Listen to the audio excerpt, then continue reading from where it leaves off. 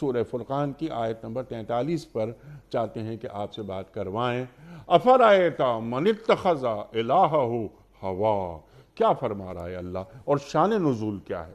قرآن کریم کی اس آیت میں ان لوگوں کو ایک دعوت دی جا رہی ہے جنہوں نے اپنی خواہشات کو اپنا معبود بنا رکھا ہے۔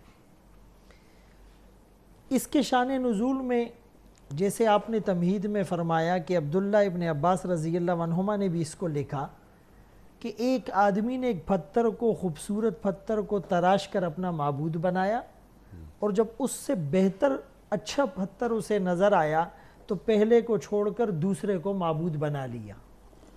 اب یعنی آپ اس کی گمراہی کا لیول دیکھیں کہ اپنے ہاتھ سے تراشے ہوئے پتھر کو، لکڑی کو، آٹے سے بنائے ہوئے بت کو یہ لوگ اپنا معبود بنا لیتے ہیں۔